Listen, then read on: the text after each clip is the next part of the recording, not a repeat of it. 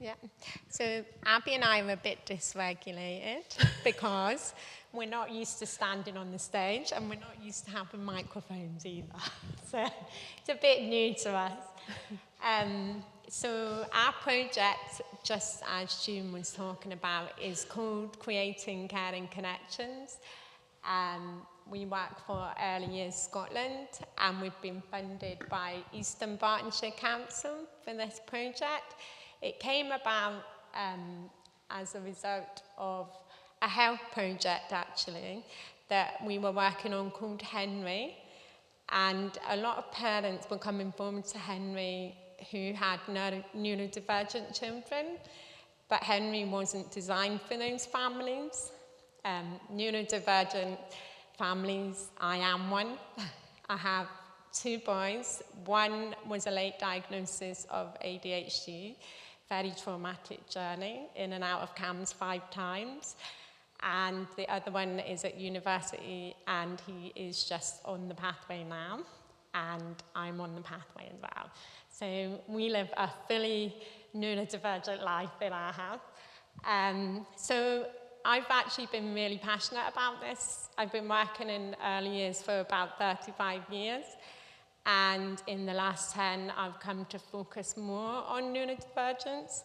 And I completed a postgrad in autism and went to work in a unit for 7 years in a primary school. And I volunteered with Home Start, which is where I met Abby, who also shares that love. And the 2 of us moved over to Early Years Scotland just last year. And already we've found ourselves here, which we're very blessed for, actually. So we are both really passionate that families don't feel isolated. I felt really isolated, and I don't want that to happen to anybody else. So this project was really born out of us recognising that need, wasn't it, Abby? Yeah. So I'll let Abby tell you a little bit about herself. Yeah, so I'm Abby. I have a background in speech and language therapy, and worked in Aberdeen actually for a number of years in various residential units and special schools. And then my family and I moved overseas. I had a couple of children and we came back, and my son was diagnosed with dyspraxia over lockdown, and yeah, my daughter, I just had a meeting yesterday for the first time with concerns about her having neurodivergence. So I'm on the journey very much as well. So moved over from Home Start to Early Years Scotland actually in January, and together Susie and I created this project called Creating Caring Connections. Yeah. So we want to talk a bit about neurodiversity and mental health. I'm sure you're probably already aware of this. Research shows that neurodivergent adults and children are more prone to anxiety, depression, OCD, sleep issues, eating issues, and trauma. Now, I can confidently say in our house we've had all of them except for OCD. So I know firsthand what that experience is like. Adult relationships within neurodivergent families are more susceptible to breakdown because of the pressure and the lack of support. It's not always the case, but they can look very different as well. Sometimes one of the parents is neurodivergent themselves and doesn't always cope with being in the house on a sensory level, so might live somewhere else, but still be a part of the family. So these challenges can arise from being misunderstood, misdiagnosed.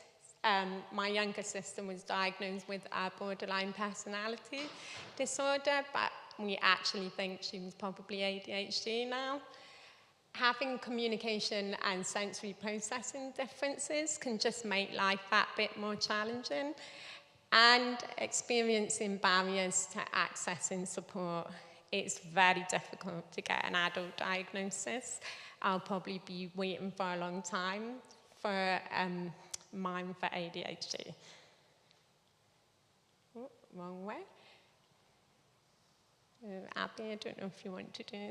Yeah, so the aims of our Creating Caring Connections project is to provide neurodivergent, friendly, warm and inclusive spaces where parents and carers and children can come together and thrive together. We really want to create these wonderful spaces where everybody feels safe and seen and heard and respected.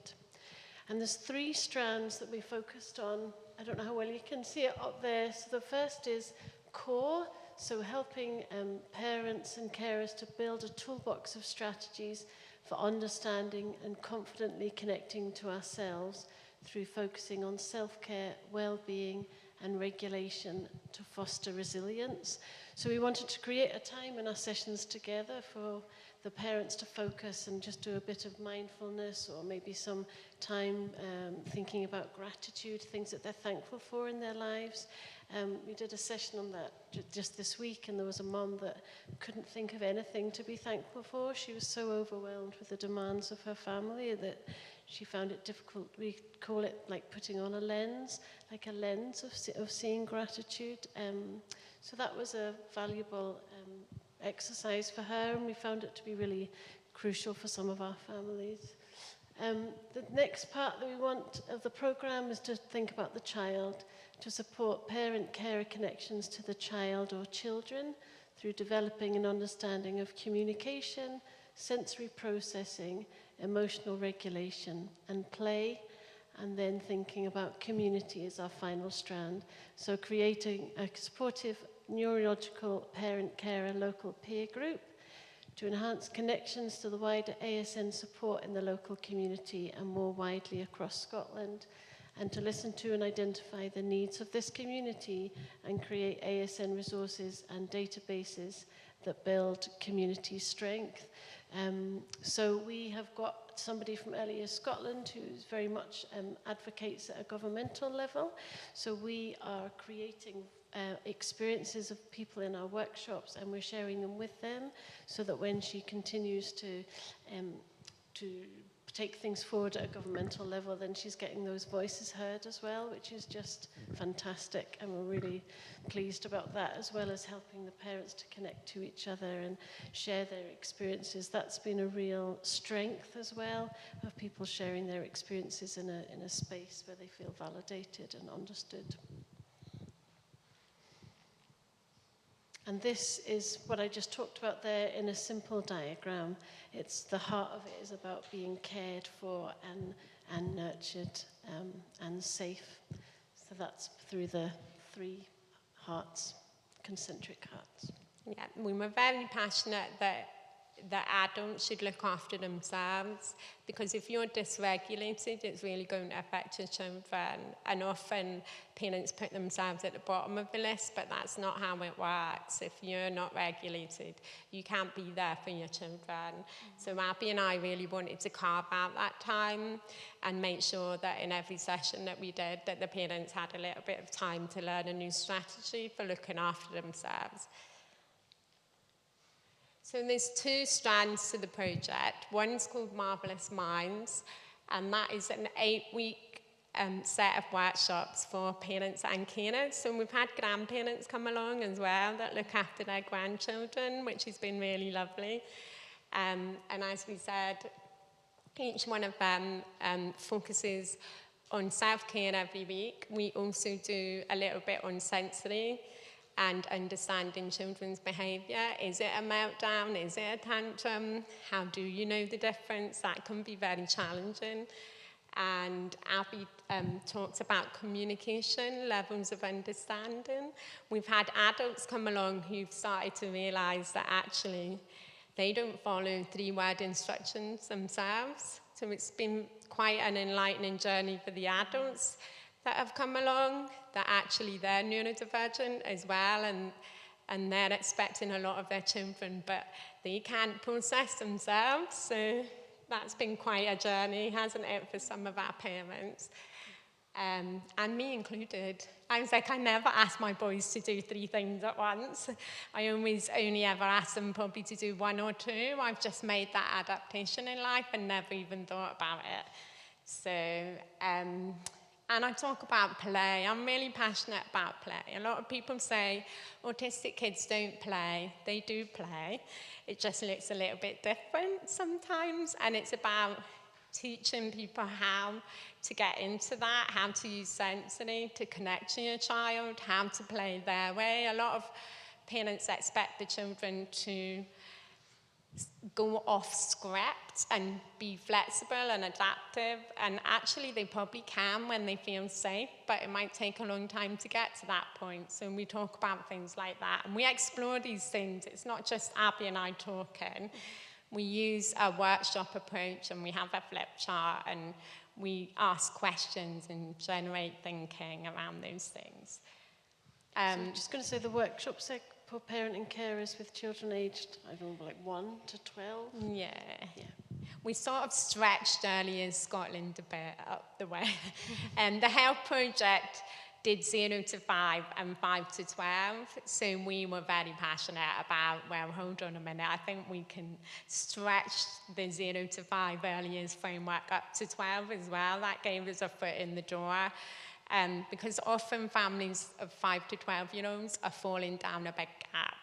They get to school, they're waiting years for a diagnosis, they might even be school refusers, and there's just nobody there to help. They don't know anyone else in the community that's struggling like that. So we really wanted to scoop them up and give them a space. So we've really tried to do that. Sensory Stars is for 0, probably.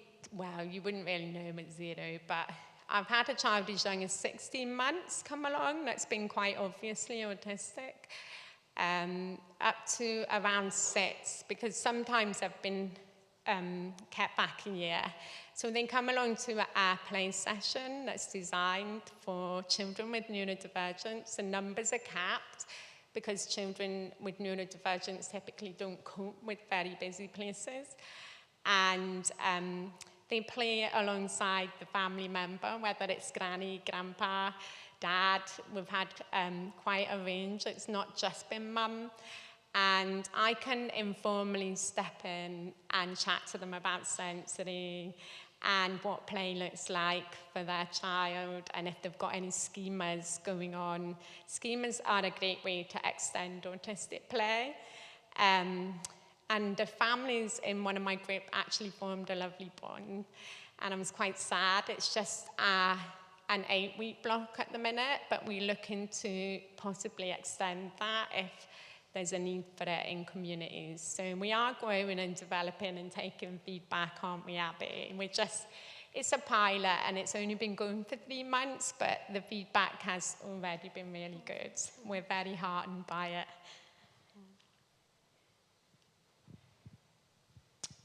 Yeah. To say about so this is a summary of the groups, really. So we've capped the numbers.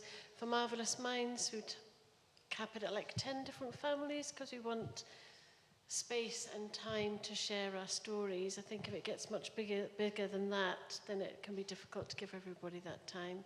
And the same numbers for Sensory Stars, as you were saying, about 10. We try to create sensory-friendly environments and can be adapted to the needs of the participants as much as possible. At the moment, we're moving around Eastern Bartonshire, so different people from different communities get the opportunity to access it. We are looking at establishing a longer-term groups for Sensory Stars, and we're hoping to create a closed Facebook group in the future. At the moment, we have WhatsApp groups that we invite members of each group to participate in for sharing and ideas and strategies, and that's worked really well. But in a longer term, we'd like to create this Facebook group to invite all of the families into. And our Marvellous Minds workshops are trauma-informed. We have group guidelines at the beginning so that each time people know what the expectation is of the group and how we communicate with each other and listen to each other and are respectful, etc. And we follow a clear structure each week, and we make good use of visual strengths, and refreshments are available throughout, just to create a comfortable atmosphere for everybody. And this is just an image of what a sensory start session can look like. So I have a lot of physical sensory equipment, but I also have kind of quieter, more calm sensory play as well. The dark dance, always popular. We had a family come along whose son loved it so much and he wasn't sleeping, so they bought him one for the bedroom and put 2 mattresses in it, and he's sleeping now. It gives families a chance to try equipment as well before they buy, because the minute you put ASN in front of something, it typically goes up. So buying things and then discovering your child doesn't even like them can not be great for families that don't have a lot of money. So they can come and try equipment, and then if they know their child really likes it, then they can buy it as well. This is just an overview. We wanted to share a couple of slides about the Marvelous Minds program so you could see what the content looks like. So every week we have like just an overview of the number of weeks, what content we're covering each week, and then we highlight the week that we're about to have. That's week 1. And at the start of each session, this is a summary of workshop 3, for example, and we put like a visual at the start, and then we try to keep that visual to indicate when the next slide is talking about that topic. So, yeah. It's a visual timetable for adults. Yeah. And this is an example of one of the self-care strategies that we talked about, a grounding technique that we do together in the session, and then encourage individuals to go away and try at home. And we've had several families that have done it with partners or husbands, and then other people that have done it with their children and found it really helpful to try out. So that's fantastic. That's just a tip that we've been able to give and has been useful for the family the following week. And then every session ends with focus points. So we like to encourage families to try some of the techniques, and this is like, highlighting ones that we'd like them to try in the week ahead. But it's not like homework. We don't want it to feel like that, but it's just like a brief summary. Why don't you go away and try this? And then at the start of each session, we always have a time of reflection. So we say, so how did you get on with trying that strategy from last week? Did you try the grounding technique, and get people to share stories of whether, and there's no judgment. If somebody just looks like, I don't even know what we understand that the background these families are coming from, that they might have had very little sleep and getting out the door might have been incredibly difficult. So there's no judgment if they haven't been able to try it, but there's just the opportunity to encourage them to share stories, really. And that's how we finish every week. And thank you for listening.